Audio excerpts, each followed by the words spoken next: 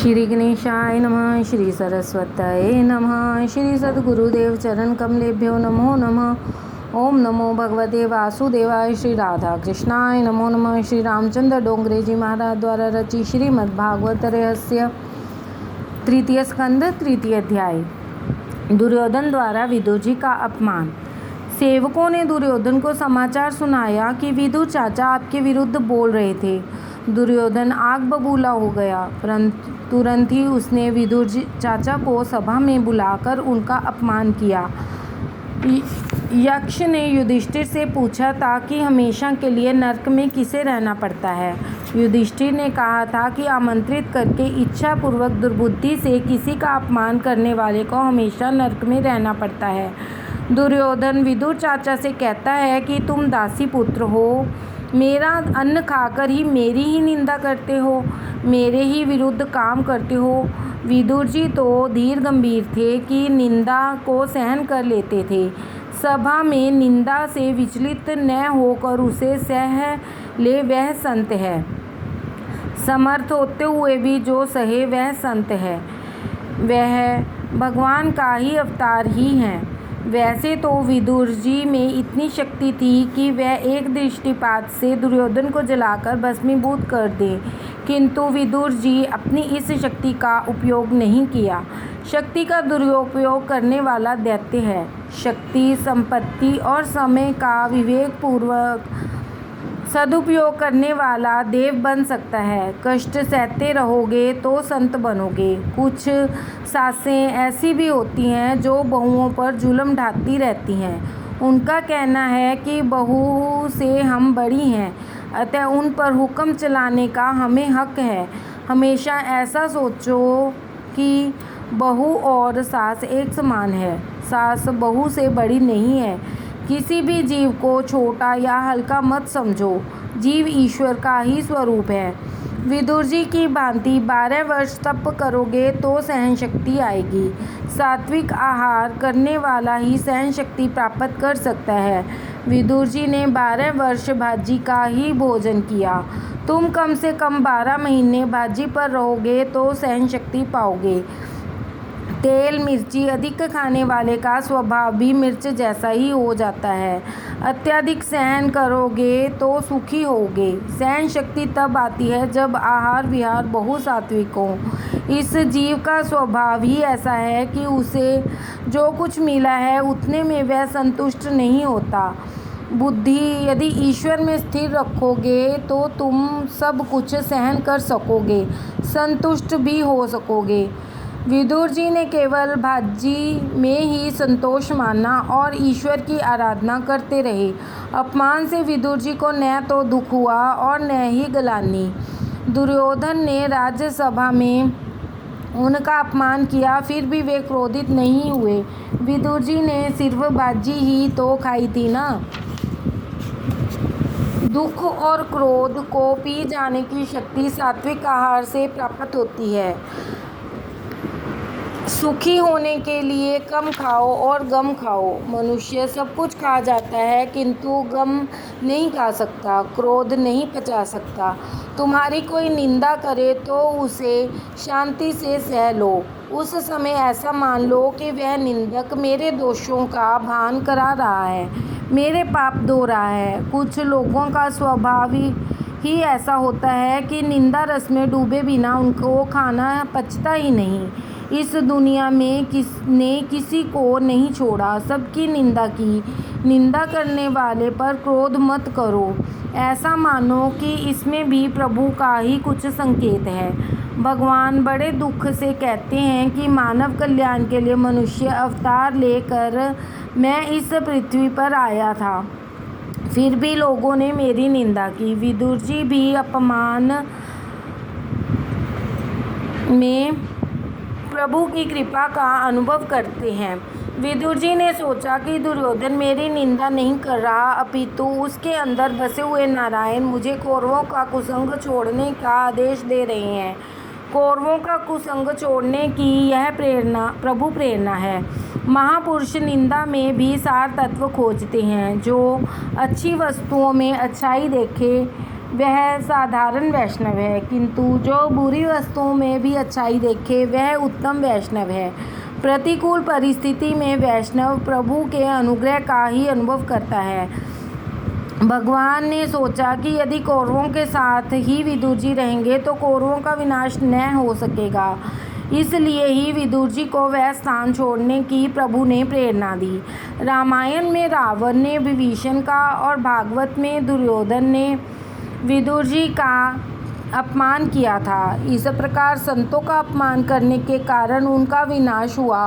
कुटुंब में कम से कम एक ही व्यक्ति पुण्यशाली हो तो उस कुटुंब का नाश नहीं हो सकता, कोई उसका अहित नहीं कर सकता। विदुर जी के जाने से ही कौरवों का सर्वनाश हुआ। विभीषण के जाने से लंका के रावण और अन्य सभी राक्षसों का संहार हुआ।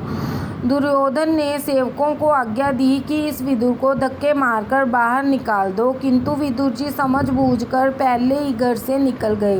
धनुष बाण भी वहीं छोड़ गए। कौरवों को इस प्रकार उपदेश दिया गया था कि पांडवों के साथ धनुष बाण लेकर मत लड़ो, अगर लड़ना हो तो वाणी से लड़ो। विदुर जी का तीर्थयाटन। विदुर जी तीर्थ यात्रा के लिए चल पड़े। धृतराष्ट्र द्वारा भेजा गया धन भी उन्होंने लौटा दिया। आवश्यकताएं कर्म करते जाओगे तो पाप भी घटते रहेंगे, जरूरत बढ़ाओगे तो पाप भी बढ़ते रहेंगे। प्राप्त स्थिति में असंतोष का अनुभव ही मनुष्य को पाप करने की प्रेरणा देता है। इसलिए तो कहा है कि पाप का पिता असंतोष और लोभ है। जो पाप नहीं करता वह पुण्य ही करता है। विदुर जी 36 वर्ष तक यात्रा करने के लिए निकले, किंतु अपने साथ उन्होंने कुछ भी नहीं लिया। जबकि आजकल के लोग यात्रा करने निकलते हैं तो 36 चीज़ें साथ लेकर चलते हैं। अपनी ज़रूरत की लंबी लंबी सूची बनाते हैं और इनमें से कोई चीज़ बाकी न रह जाए, इसलिए पूरी कोशिश करते हैं। यात्रा का अर्थ है याति तात्री, याति त्राति। इंद्रियों को प्रतिकूल विषयों से हटाकर अनुकूल विषयों में लगा देना ही यात्रा है। तीर्थ यात्रा उसी की सफल होती है जो तीर्थ जैसा ही पवित्र होकर वहाँ से लौटता है। केवल यात्रा करने से ही पुण्य नहीं होता, कई बार तो मनुष्य यात्रा करते करते पाप की गठड़ी भी बांध कर आता है। यात्रा विधि पूर्वक करनी चाहिए। विधि पूर्वक यात्रा करने से ही पुण्य प्राप्त होता है। यात्रा करने के लिए निकलने से पहले प्रतिज्ञा करनी चाहिए कि मैं अब ब्रह्मचर्य का पालन करूँगा, कभी क्रोध न करूँगा, असत्य नहीं बोलूँगा, व्यर्थ भाषण नहीं करूँगा। ऐसी प्रतिज्ञा करने के पश्चात ही यात्रा का आरंभ किया जाए। आजकल तो धन संपत्ति बढ़ जाने से धनिक लोग यात्रा के नाम पर घूमने फिरने निकल पड़ते हैं। इस प्रकार तो कौआ भी काशी मथुरा का चक्कर लगा लेता होगा। तीर्थों के सच्चे साधु संतों ब्राह्मणों की निंदा करने वाले को तीर्थ यात्रा का पुण्य प्राप्त नहीं हो सकता। साधु संतों के प्रति सद्भाव न हो तो तीर्थ यात्रा विफल रहती है। गुरु शब्द का अपभ्रंश है गौर। कुछ ऐसे भी लोग हैं जो गौर को पत्र लिखकर सूचना देते हैं कि हम इतने व्यक्ति यात्रा के लिए आ रहे हैं, इसलिए भोजन आदि की व्यवस्था कर देना। तीर्थ के गौर आपके नौकर नहीं हैं। तीर्थ स्थान में विधि पूर्वक स्नान करना चाहिए, वहाँ कुल्ला करना और साबुन लगाकर नहीं नहाना चाहिए। महाप्रभु जी दुख से कहते हैं कि अतिशय विलासी और पापी लोग तीर्थ स्थानों की ओर जाने लगे और वहाँ रहने भी लगे। यही कारण है कि तीर्थ स्थान की महिमा लुप्त होने लगी। जब विदुर जी यात्रा करने गए तो साथ में क्या ले गए थे? कुछ नहीं, केवल कौरवों का पुण्य ही ले गए थे। स निर्गतः कौरव पुण्य लब्धो। कौरवों का पुण्य साथ ले गए क्योंकि उन्होंने विदुर जी का अपमान किया था, निंदा की थी। तुम्हारी कोई निंदा करे, अपमान करे, तुम उसे सह लोगे तो तुम्हारा पाप उस निंदक के पास जाएगा और उसका पुण्य तुम्हें मिलेगा। तीर्थ में जाओ तो उस दिन अनशन करो, ब्राह्मणों का अपमान मत करो, साधु संत ब्राह्मणों का अपमान करने से तीर्थ यात्रा विफल रहती है। अनशन करने से शरीर की शुद्धि होती है, पाप जल जाते हैं और सात्विक भाव जागृत होता है। विदुर जी प्रत्येक तीर्थ में अनशन करते थे और विधि पूर्वक स्नान करते थे। यात्रा किस प्रकार की जाए यह विषय विदुर जी कहते हैं।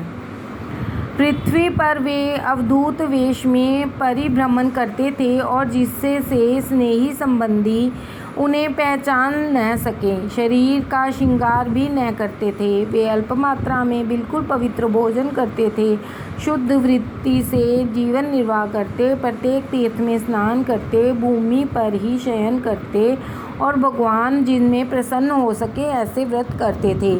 संत तीर्थ को पावन करते हैं। भरद्वाज मुनि स्नान करने के लिए आते थे तो गंगा जी 25 सीढ़ियाँ ऊपर आ जाती थी। गंगा जी को ज्ञात था कि और लोग तो अपने पाप मुझे देने के लिए आते हैं, जबकि भरद्वाज मुनि तो मुझे पावन करने के लिए आते हैं। अति संपत्ति अनर्थ का मूल है। इसी कारण भगवान ने सुवर्ण की द्वारिका को जल में डुबो दी थी। द्वारिका में भगवान की मूर्ति मनोहर है, उसका स्वरूप अद्भुत है, देखते ही रहने पर भी मन तृप्त नहीं होता। द्वारिकाधीश का दर्शन लोगों को अवश्य करना चाहिए। काशी का महात्म भी अधिक है। काशी के प्रमुख देव हैं भैरवनाथ, विश्वेश्वम माधवम दुंडिम दंडपाणिम च भैरवम। इस श्लोक का नित्य पाठ करने से काशीवास मिलता है। काशी में 9 मास रहने वाले का पुनर्जन्म नहीं होता। काशी के मणिकर्णिका घाट पर यह श्लोक लिखा हुआ है, मरणम मंगलम अत्र सफलम जीवनम अत्र। शिवजी ज्ञान के मुख्य देव हैं। काशी में ज्ञान शीघ्र ही सिद्ध हो जाता है। ज्ञान पाना चाहते हो तो तुम्हें शमशान में रहना पड़ेगा। शमशान ज्ञान भूमि है। शमशान में रहने की नहीं, उसे सदा याद करते रहने की आवश्यकता है। दिन में 3-4 बार शमशान को याद करते रहोगे तो बुद्धि में परिवर्तन होगा। कल्पना करो कि तुम काशी में ही रहते हो। यहाँ बैठकर मन से ही गंगा स्नान करो। कलयुग में तो मन से सत्कर्म करने वाले को भी पुण्य मिलता है। तीर्थ क्षेत्रों में गया जी पितृगया प्रसिद्ध तीर्थ है। वहाँ अनेक श्राद्ध करने होते हैं। प्रथम श्राद्ध फल्गु नदी के किनारे पर किया जाता है और अंतिम श्राद्ध अक्षय व्रत तले करना होता है। यहाँ की करारविंद और पदारविंद वाले बाल कृष्ण निवास करते हैं। श्राद्ध क्रिया कराने वाला पुरोहित किसी एक वस्तु का त्याग करवाता है और भगवान से कुछ मांगने को कहता है। पहले कुछ त्याग किया जाए और फिर उसके बाद कुछ मांगा जाए। जो भगवान के लिए कुछ त्याग कर सकता है उसे ही उनसे मांगने का अधिकार मिलता है। अधिकतर लोग अपनी जिस वस्तु में रुचि न हो उसे छोड़ने की प्रतिज्ञा करते हैं। खाने पीने की सामान्य चीज़ छोड़ने की प्रतिज्ञा अधिकतर लोग करते हैं, किंतु इस तरह साग सब्जी या फल आदि का त्याग कोई भी लाभ नहीं होगा। यदि पाप और विकार का त्याग करोगे तो लाभ होगा। ऐसा कहो कि काशी विश्वनाथ के दर्शन करके मैंने काम को छोड़ दिया और गोकुल मथुरा का दर्शन की यात्रा से में क्रोध का त्याग कर दिया। एक एक तीर्थ में एक एक पाप छोड़ दो, एक एक त्याग करो। प्रभु के लिए अति प्रिय वस्तु ही का त्याग करोगे तो वे प्रसन्न होंगे। काशी ज्ञान भूमि है, अयोध्या वैराग्य भूमि है, व्रज प्रेम भूमि है।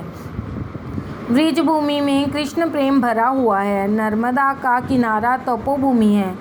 रेवा तीरे तपः कुर्यात्। नर्मदा के किनारे पर ज्ञान वैराग्य और भक्ति तीनों सिद्ध हो सकते हैं। तीर्थ में क्रोध मत करो। तीर्थ में ब्रह्मचर्य आदि व्रतों का पालन करोगे तभी तीर्थ यात्रा का फल मिलेगा। यात्रा करते हुए भी विदुर जी यमुना किनारे वृंदावन आए। ठाकुर जी की कृपा से तुम्हें समय मिल सके तो 4 मास वृंदावन रहकर प्रभु भजन करो। कन्हैया व्रज में नंगे पांव घूम रहा था। यशोदा ने समझाया कि नंगे पांव वन में घूमने से कांटे कंकड़ चुभ जाएंगे, इसलिए पगरखा पहन कर जा। तो कन्हैया ने कहा कि गायों की सेवा करने के लिए ही तो मैं आपके घर आया हूँ। गत जन्म में मैं राजा के घर में राम बनकर जन्मा था, तो मुझे किसी ने गौ सेवा का अवसर नहीं दिया। इसलिए मैंने सोचा कि अब भविष्य में मैं किसी गोपाल के घर जन्म लूँगा और गौ सेवा करूँगा। जब वे 5 वर्ष के बालक थे, तभी से गायों को खिलाने के बाद खाने का नियम था। कन्हैया ने कहा कि मेरी गायों के पैर भी तो खुले ही हैं, तो फिर मैं कैसे पगरखे पहन सकता हूँ। लाला के यूँ तो कई नाम हैं, किंतु एक वैष्णव ने कहा कि मुझे तो गोपाल कृष्ण नाम ही बड़ा पसंद है। कृष्ण व्रज में खुले पांव फिरते थे, अतः व्रज रज अति पावन है। द्वारिका में तो वे राजा थे, अतः खुले पांव घूम नहीं सकते थे। विदुर जी व्रज के श्री कृष्ण रमन से पवित्र रज में लौटते। रमन रेती में गोपियों की भी चरण रज है। विदुर जी कृष्ण की मंगलमय लीलाओं का चिंतन करते हैं। यमुना के किनारे लौकिक बातें करना पाप है। यह भूमि अतिशय पवित्र है। श्री कृष्ण यहाँ गायें चराने आते थे। व्रज की लीला नित्य है। भागवत की प्रमुख टीका श्रीधर स्वामी ने की है और कहा है कि भगवान का नाम लीला स्वरूप धाम परिकर नित्य है। आज भी भगवान श्री कृष्ण व्रज में प्रतिदिन लीला करते हैं। भगवान कहते हैं कि इस जगत में के किसी भी स्त्री पुरुष जड़ चेतन वस्तु में आनंद नहीं है। तुम मेरे पास आओ, मैं ही आनंद स्वरूप हूँ। श्री कृष्ण आनंद स्वरूप है। विदुर जी ने अनुभव किया कि श्री कृष्ण गायों को लेकर यमुना के किनारे आए हैं और वह कदम्ब का वृक्ष है। वैष्णव इसे टेर कदम्ब कहते हैं। कदम्ब पर झूलते हुए श्री कृष्ण बंसी बजाते हैं और प्यारी गायों को बुलाते हैं, हे गंगी, हे गोदावरी आओ। विदुर जी की ऐसी भावना थी कि लीला को प्रत्यक्ष देखें, अतः उन्हें यह सब अनुभव हुआ। गायों के बीच खड़े हुए गोपाल कृष्ण का ध्यान करो। ऐसे कृष्ण का ध्यान करने से तन्मयता शीघ्र प्राप्त होती है। इंद्रियों का विवाह परमात्मा के साथ करो, विषयों के साथ नहीं। भगवान का एक नाम है ऋषिकेश। इसका अर्थ है ऋषिक माने इंद्रियां और ईश का अर्थ है स्वामी। इंद्रियों के स्वामी श्री कृष्ण हैं। ये 5 इंद्रियां सच्चे पति नहीं हैं। इंद्रियां पति होना चाहती हैं। संसार का कोई भी रूप जब तक आंख नहीं देखती रहेगी तब तक नींद नहीं आएगी। इसका अर्थ यह है कि रूप आंखें का पति नहीं है। विदुर जी सोचते हैं कि मेरी अपेक्षा ये पशु श्रेष्ठ हैं जो परमात्मा से मिलने के लिए आतुर होकर दौड़ते हैं। गायें भी कृष्ण मिलन के लिए व्याकुल हैं। धिक्कार है मुझे कि अभी तक मुझ में कृष्ण मिलन की तीव्र इच्छा उत्पन्न नहीं हुई। गायें दौड़ती हैं और मैं पत्थर सा बैठा हुआ हूँ। उनकी आंखों में प्रेम अश्रुओं से गीली हो गई। ऐसा प्रसंग कब आएगा कि मैं इन गायों की भांति श्री कृष्ण मिलन के लिए दौड़ लगाऊंगा। श्री कृष्ण लीला का चिंतन करते हुए कृष्ण प्रेम में पागल हो गए और अति तन्मय हो गए हैं। किसी भी तरह जगत को भूल जाओ और प्रभु प्रेम में तन्मय हो जाओ। सभी साधनों का यही रहस्य है। विरह जब अतिशय तीव्र होता है तभी परमात्मा से मिलन होता है। प्रभु उस समय प्रभास में थे। उद्धव जी को ज्ञान का उपदेश किया, भागवत धर्म का उपदेश दिया और फिर उद्धव जी से बद्रिक आश्रम जाने को कहा। उद्धव जी ने कहा कि मैं अकेले जाने से मुझे डर लगता है, आप भी मेरे साथ चलिए। जीव ईश्वर को अपने पास ही रखे तो वह कभी भयभीत नहीं होगा। उद्धव जी को भागवत धर्म का उपदेश मिला, फिर भी उनका मन शांत न हो सका। वह भगवान से कहते हैं कि मैं अकेला कैसे जा सकता हूँ, हम दोनों साथ ही जाएंगे।